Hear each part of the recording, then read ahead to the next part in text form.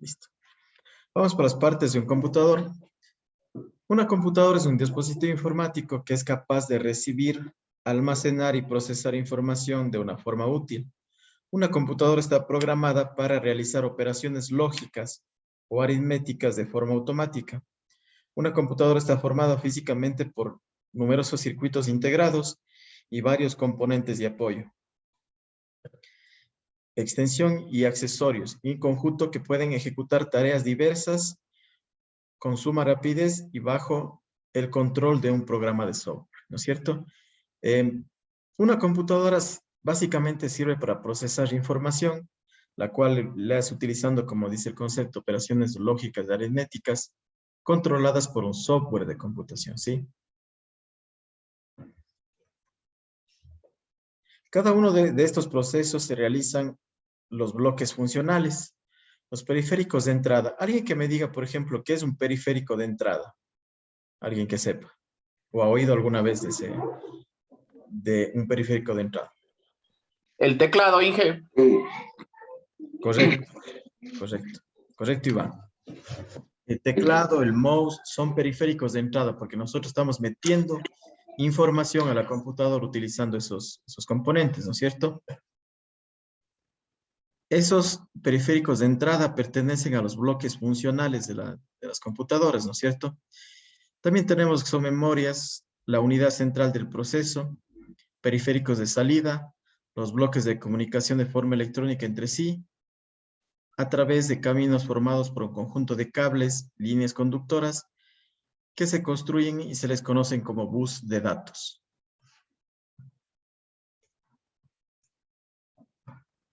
Listo. ¿Cuáles serían, por ejemplo, periféricos de salida? Ya nos dijo Iván que un periférico de entrada, por ejemplo, El monitor, la impresora. El audio, parlantes. Correcto, son periféricos de salida. ¿Por qué? Porque esos nos brindan la información a nosotros, ¿sí? Correcto, estamos muy bien. Aquí está, como nos dijo Iván, los elementos de entrada son el teclado, el ratón, escáneres, cámaras digitales, lectores de discos y sensores. Ahora, un elemento de entrada muy importante dentro del Internet de las cosas o de lo que ustedes pueden ver como focos inteligentes son los sensores, ¿no? Ellos manejan mucho esta parte de los sensores, que son los que sirven para dar información y actuar sobre cualquier orden que nosotros demandemos.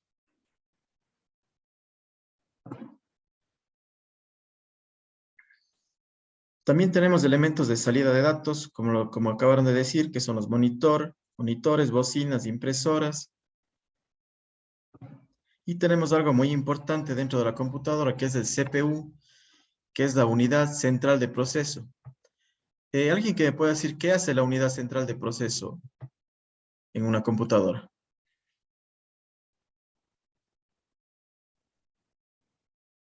Procesa la información, profe. Almacena y procesa información. Más vamos por inclinarnos porque procesan información, porque para almacenar tenemos otros dispositivos, ¿sí? Prácticamente el CPU o la unidad central de proceso provee la capacidad del cálculo y procesamiento de la información.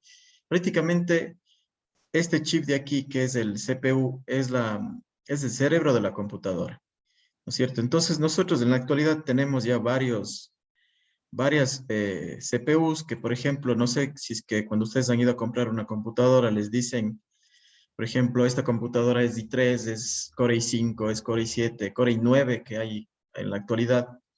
Entonces, esa numeración que les dan a ustedes de Core i5, Core i7, les dicen la cantidad de núcleos que tiene ese procesador, ¿sí? Entonces, por ejemplo, un procesador Core i3 tiene 3 núcleos.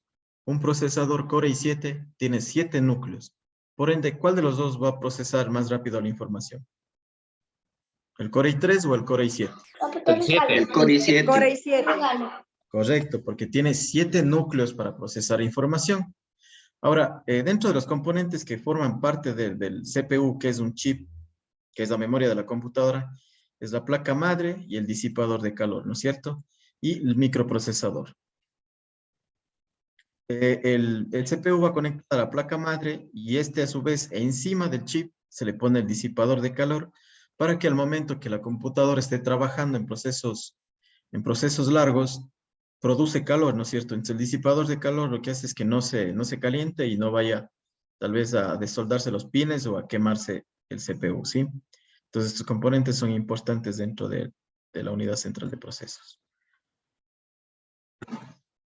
Ya, también tenemos las memorias. La memoria otorga la capacidad de almacenamiento temporal o permanente dentro del computador, ¿no es cierto? Ahora, antes de empezar a ver los conceptos de las memorias, hay un concepto que vale recalcar. Dentro de una memoria, nosotros podemos leer y escribir datos, ¿no es cierto? Se entiende por leer a guardar, a nosotros leer la información que previamente ya guardamos. Y almacenar se refiere a la información que vamos y escribir, disculpe, se refiere a la información que vamos a almacenar en dichas memorias, ¿no es cierto? Entonces hay memorias de lectura y escritura y hay memorias de solo lectura. Entonces ahora vamos a ver las diferencias de estas. Por ejemplo, dentro de los computadores tenemos la memoria RAM.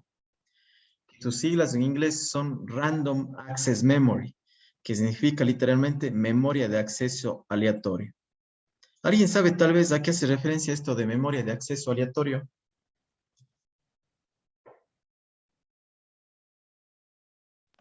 No, profe. Ya. Todas las computadoras tienen memoria RAM. O todos los dispositivos electrónicos como celulares, tienen memoria RAM. Esto de la memoria de acceso aleatorio, tal como el término lo dice, se refiere se refiere a la cualidad de presentar iguales tiempos de acceso a cualquiera de sus dispositivos, ya sea para lectura o escritura. Esta característica es también conocida como acceso directo. La RAM es la memoria utilizada por una computadora para el almacenamiento temporal y de trabajo no masivo. ¿Qué nos quiere decir esto? Nosotros cuando prendemos un computador y abrimos un determinado programa, por ejemplo, el que estamos viendo ahorita, el PowerPoint. Yo prendo mi computadora, abro el PowerPoint. Esa acción que hice yo se va a guardar en la memoria RAM. ¿Para qué? Para que al momento de que yo por A o B vaya a abrir otra presentación de PowerPoint, ya sabe cómo hacerlo y la va a abrir de una manera más rápida. Es por ende que cuando nosotros prendemos una computadora está lenta primero para abrir cualquier programa, pero luego de que ya vamos trabajando, digamos, en el día, se vuelve más rápida. ¿Por qué? La memoria RAM va almacenando todas esas instrucciones para hacer que la computadora sea más rápida. Esto hace la diferencia de que una computadora se vuelva lenta o esté más rápida. Por ejemplo, hay computadoras que tienen, digamos, 4 gigas de memoria RAM y ya se vuelven computadoras. Ustedes abren varios programas y ya están más lentas, mientras que hay computadoras que tienen más memoria RAM, como por ejemplo 16 gigas de memoria RAM. Entonces, ustedes pueden utilizar varios programas abiertos a la vez, ¿sí? Eso se llama la multitarea. Ustedes pueden tener varias tareas en la misma sesión, ¿no es cierto? Entonces, para esto nos sirve la memoria RAM, para guardar los procesos que estamos haciendo en ese momento. Ahora, ¿por qué nos dice de acceso aleatorio? Porque al momento que nosotros apagamos el computador y volvemos a encender, todo lo que estaba grabado en ese momento en la memoria RAM se va a eliminar, ¿sí? Porque esta memoria RAM, la única función que tiene es para ayudar al disco duro a que procese la información muchísimo más rápido, ¿sí?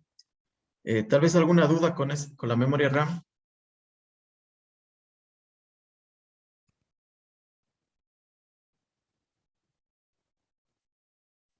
Pero les voy a mostrar un ejemplo. Esa, Ahorita, pues una consulta nada más. claro, dígame, no. Lo que es a nivel de programas, igual, mientras más memoria RAM haya, los programas igual reaccionan de mejor manera, por eso que nos explican, ¿no? Que Por van supuesto, sí. almacenando según el trabajar de la computadora, la información y los datos. Ujú. Mientras más memoria RAM tengamos, mayor va a ser la velocidad de trabajo. Por ejemplo, miren, yo ahorita en mi computadora tengo abierto un millón de cosas, ventanas, programas y tanta cosa, ¿sí ven? Y la computadora no se me hace lenta ni no se me cuelga porque tiene una memoria RAM de 16 gigas. En este momento les voy a mostrar aquí en vivo cómo está.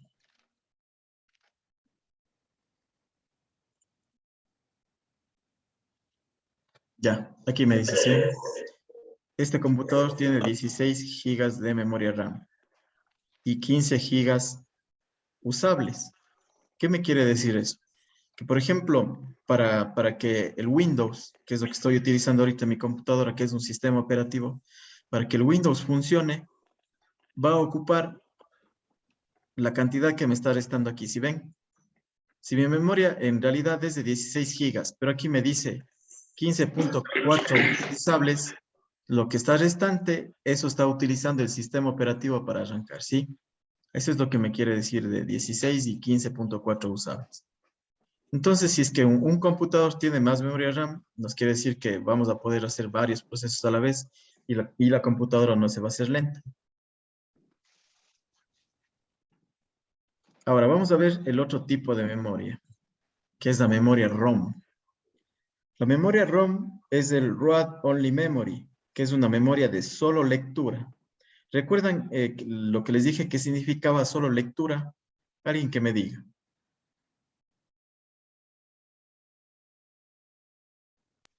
Que se puede ver, pero no modificar. Correcto, Roberto. Nosotros, la memoria ROM ya viene precargada con un programa base, el cual nosotros no podemos tocar, no podemos mover. Porque en la memoria ROM viene cargado lo que nosotros conocemos en las computadoras, que es el sistema base, que es el BIOS.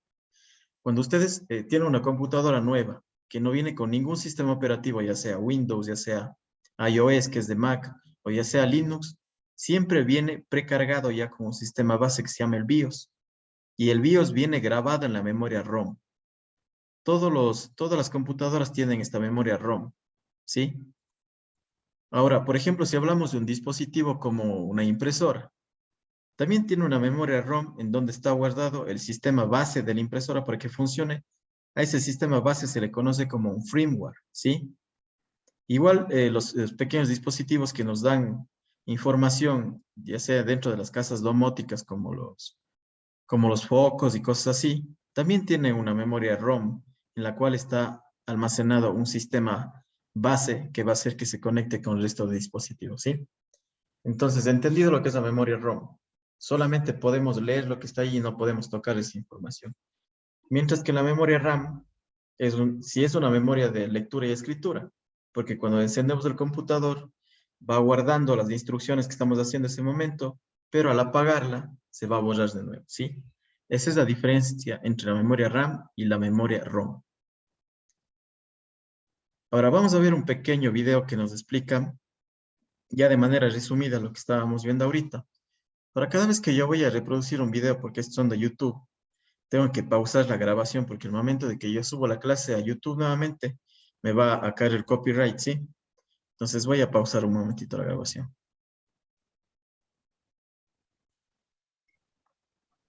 O si tienen alguna duda, igual me dicen nomás, por favor.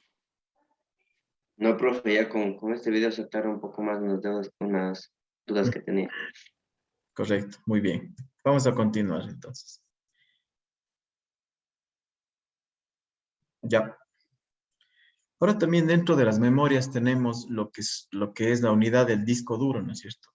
Si bien conocemos, el disco duro es un dispositivo de almacenamiento de datos que emplea un sistema de grabación magnética para almacenar y recuperar archivos digitales.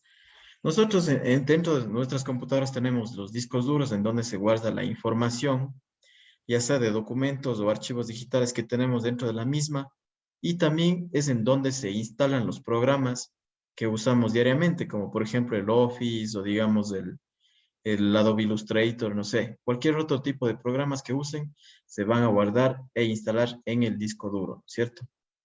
Ahora, en las computadoras antes, en las computadoras antiguas, digamos, teníamos el disco duro, el hard disk, el HDD, que significa es un disco magnético, ¿no es cierto? Que en la parte interna del disco duro tenía pequeños discos, como CDs, que cuando usted guardaba información, pues era un disco mecánico y giraban los discos dentro para guardar la información. Ese es un disco mecánico, ¿no es cierto? Pero en la actualidad tenemos ya los discos duros SSD, que se les conoce como los discos de estado sólido.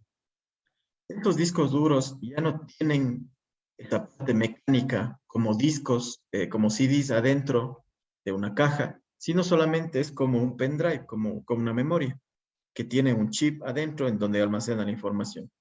Por ende, el procesamiento de datos dentro de los discos duros de estado sólido, que son los que tenemos en la actualidad, es muchísimo más rápida con un disco mecánico.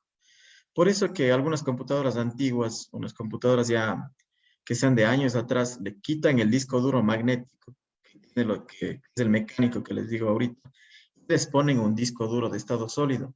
Y esa computadora en realidad vuela de nuevo, vuelve a la vida, digamos, porque la información y todos los procesos que hagan dentro de la computadora se van a volver más rápidos, ¿sí? Solamente haciendo ese cambio de disco duro, porque en realidad los discos magnéticos sí se demoran bastante. Ahora, algunas computadoras tienen un híbrido, tienen un disco duro de estado sólido, pero también tienen un disco duro antiguo, un disco duro mecánico. ¿Para qué hacen esto? Para que, por ejemplo, los programas que son más pesados se instalen en el disco duro de estado sólido y a los programas básicos como, como el Office se guarden en el disco magnético, ¿sí? Entonces comparten esas dos tecnologías y la computadora es mucho más operativa, es mucho más rápida, ¿sí? Entonces, vamos a ver también un video de la diferencia entre estos dos tipos de discos duros, ¿no es cierto? El disco duro de estado sólido, el SSD, y el disco duro mecánico, que es el HDD, ¿sí?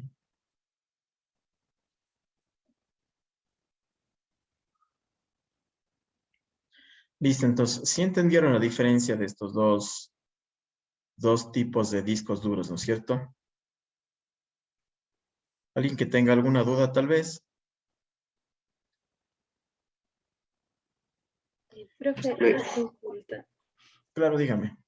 Cuando hace referencia a que la unidad de estados sólidos tienen grandes ventajas, pero el hecho de que no estén regulados puede causar problemas en el mercado, ¿a qué hace referencia? Por ejemplo, no sé si nos podría ayudar con un ejemplo. Sí, en realidad, digamos que como lo dijo, ¿no? Es una tecnología emergente y comenzaron varios creadores, varias empresas a sacar este tipo de discos duros. Entonces, al sacar de forma masiva, reducen la calidad del dispositivo, ¿no es cierto? Por eso, bueno, yo cuando he recomendado que hacen cambios de disco duro, ¿no es cierto? Del disco mecánico al de estado sólido, siempre recomiendo que compren de marcas reconocidas, como por ejemplo Kingston, ya, son marcas que en realidad hacen productos que tienen buena calidad. Póngase, hay otras marcas que ni siquiera son conocidas y digamos al paso del tiempo, qué sé yo, un año, ya se quema el disco y adiós de información. Entonces siempre hay estos pros y estos contras, ¿no? Cuando queremos cambiar. Pero eso digamos que fue hace unos años atrás. Ahora ya existen productos de mejor calidad en estado sólido. Prácticamente los discos mecánicos ya están quedando atrás. Todas las computadoras nuevas que ustedes vayan a comprar ya vienen con discos duros de estado sólidos. Por eso son muchísimo más rápidas. Y también hay los que migran, ya le quitan este disco mecánico y le ponen de estado sólido y hacen que las computadoras antiguas ya vuelvan a funcionar nuevamente de manera rápida. Solamente en el caso de las computadoras, las MacBook o las iMac, a partir del 2017 en adelante, ya no se puede hacer absolutamente nada, ya no se puede cambiar memorias ni aumentar nada. Solamente del 2017 para abajo sí se puede hacer actualización de memorias. Ahora, en cuanto a la memoria RAM, recuerden que decíamos que mientras más memoria RAM tenga, la computadora va a ser más rápida, pues sí se puede aumentar esa memoria en las computadoras. Por ejemplo, si la computadora de ustedes tiene 4 gigas, simplemente le quita esa memoria de 4 gigas, se compra una de 16, se le pone y la computadora nuevamente se vuelve, digamos, productiva. ¿Sí? Entonces, de la misma manera es en los discos duros. Listo, profe, muchas gracias. Listo. ¿Alguien más tal vez alguna duda?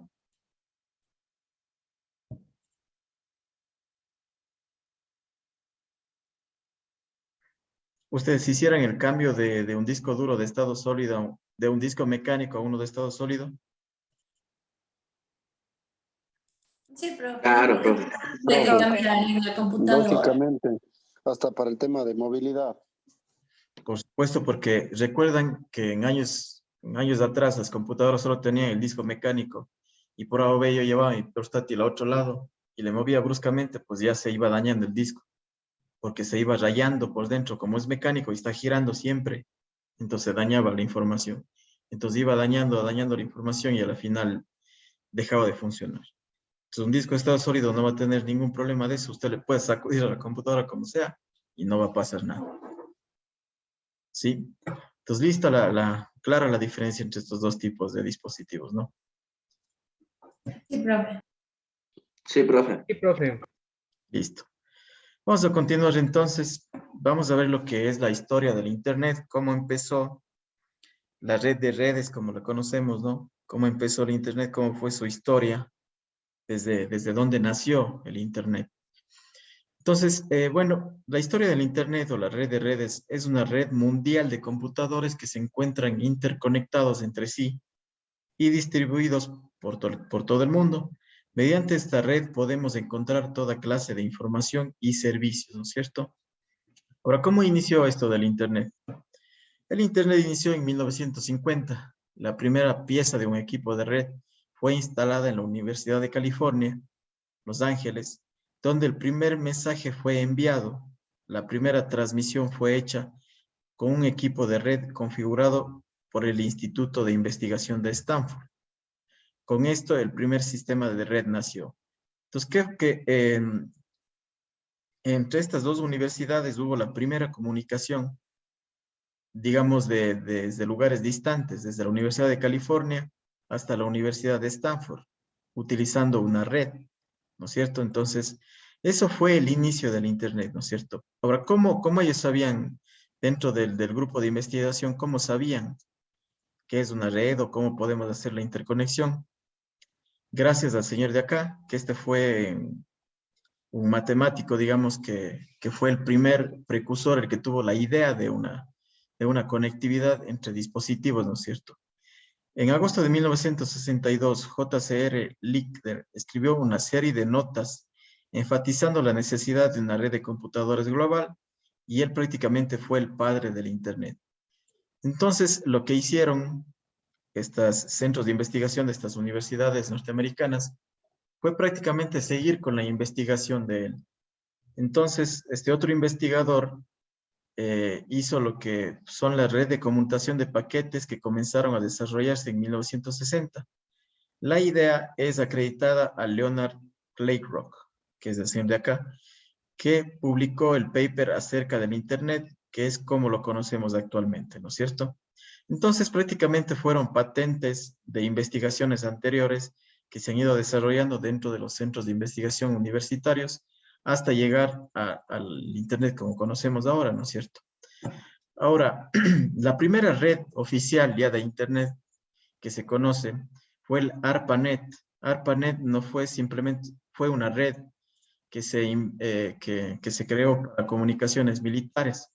El ARPANET, como sus siglas en inglés los dice, son el Advanced Research Project Agency Network, o Red de Agencia de Proyectos de Investigación Avanzada, en español.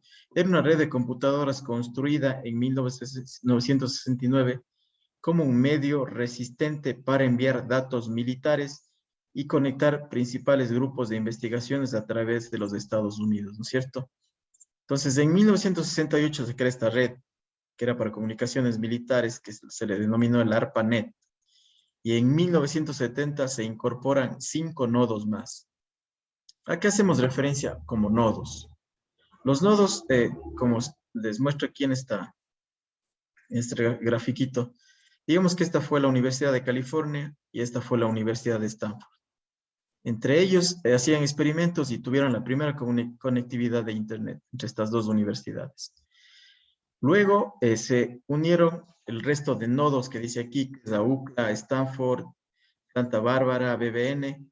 Se unen 5 nodos más, que son los de acá, y ya van agrandando la red de comunicación. ¿Se ven? Se van conectando entre sí. A eso se referencia a los nodos, ¿sí? Al lugar donde llega la información. En 1972, el mail fue introducido por Ray Tomlinson, que en realidad creó el protocolo para la comunicación de un mail.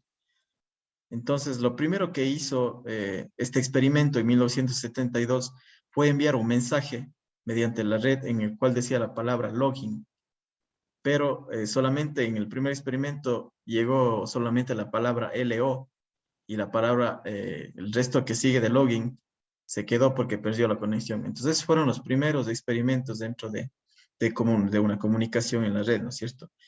En 1974 se integra las especificaciones del protocolo TCP/IP. Este protocolo TCP/IP es lo que cambió todo dentro de la conectividad en Internet, porque utilizando estos protocolos hace que haya comunicación entre todos estos dispositivos. De aquí vamos ya a profundizar un poco más cuando entremos al módulo de redes de comunicación, a ver lo que es el protocolo TCP/IP. Pero esto de aquí fue ya la evolución del Internet. Prácticamente hasta hoy en día se utiliza el protocolo TCP/IP para la comunicación en el Internet. Entonces, vamos a ver igualmente un videito que nos resume todo lo que estamos viendo aquí de los precursores del Internet en este video, ¿sí?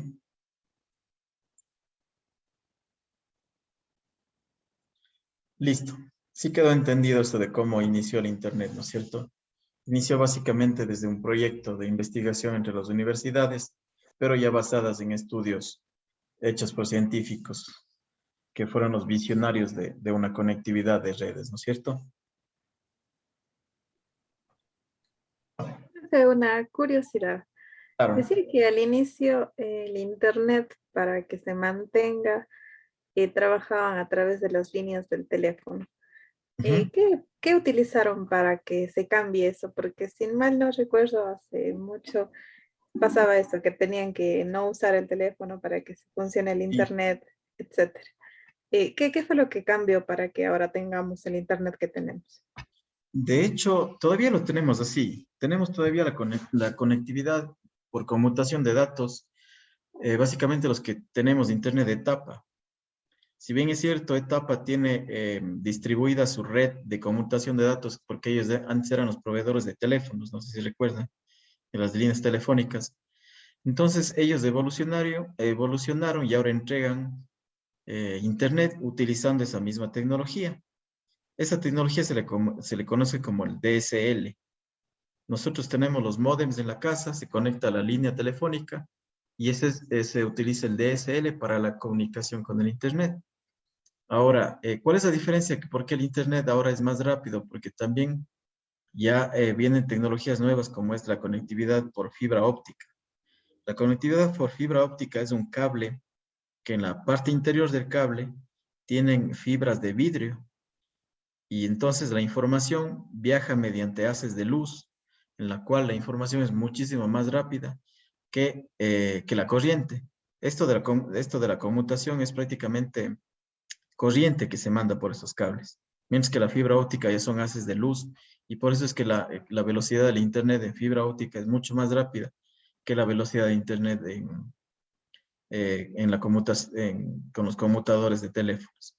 Antes, si bien es cierto, como usted dice, Fátima, ya utilizábamos, ¿no es cierto?, el Internet con los teléfonos, pero era lentísimo, porque no teníamos tampoco la tecnología que se tiene actualmente de la velocidad del Internet en el país prácticamente.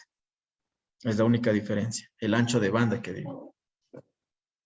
Perfecto, gracias, profe. Ujú. ¿Alguien más tal vez alguna duda?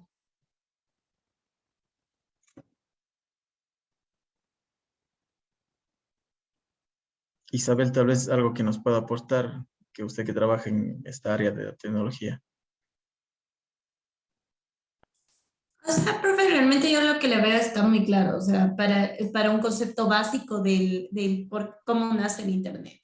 Obviamente, de ahí toda la evolución y todo lo que hemos venido, bueno, la tecnología cambia realmente cada año, de cada 6 meses a cada año va innovándose, por lo que en 3 años ya llega a ser obsoleta muchos temas de tecnología. Entonces, realmente para un inicio, para entenderle la base, está muy bien, profe.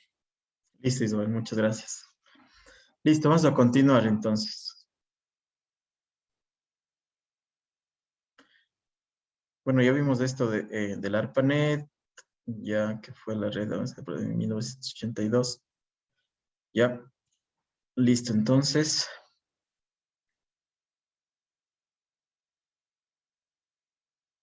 Ya vimos esto de la historia del ARPANET. Ahora, para continuar, en 1987 ya se van uniendo más computadoras, ¿no es cierto? Esta red de redes que fue el Internet, ya se tenía más de 10.000 hosts.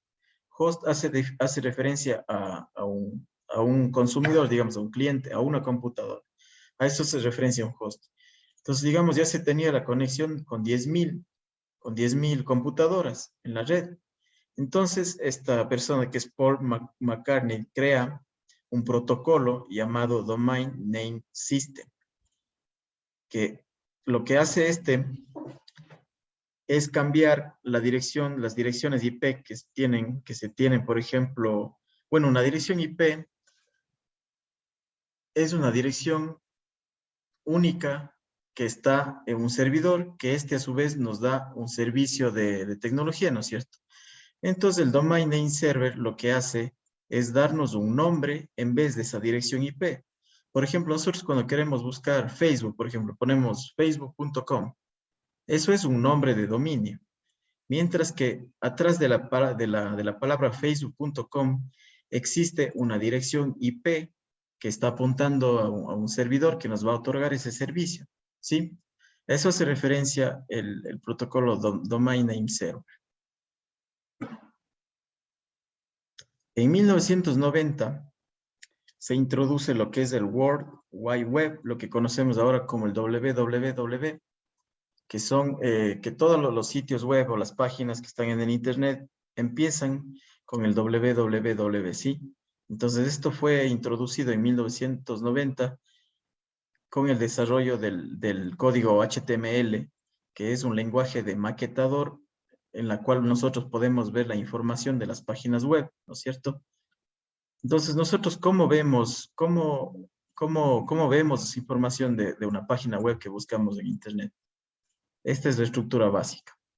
Nosotros estamos acá, somos el computador, que realizamos una petición de una página. Esta petición viaja mediante el Internet hacia un servidor.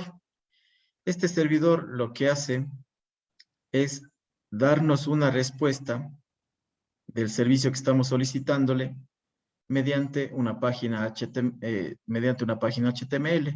Y nosotros ya observamos la información que solicitamos dentro de una página HTML. Si nosotros entramos a Google, ¿no es cierto? Y escribimos cualquier cosa, por ejemplo, no sé, historia de la computación. Ya, eso es lo que nosotros solicitamos.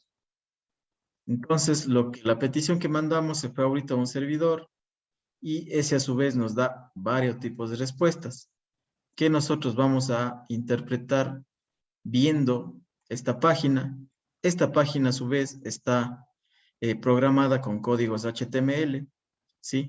Entonces, esa es, digamos, la estructura básica de cómo funciona el Internet. Nosotros realizamos una solicitud, esa solicitud viaja por la red hacia los servidores y los servidores nos entregan la información, ¿sí? ¿Alguna duda con la arquitectura de la web? No, profe. Listo, Todo continuamos. claro. Continuemos.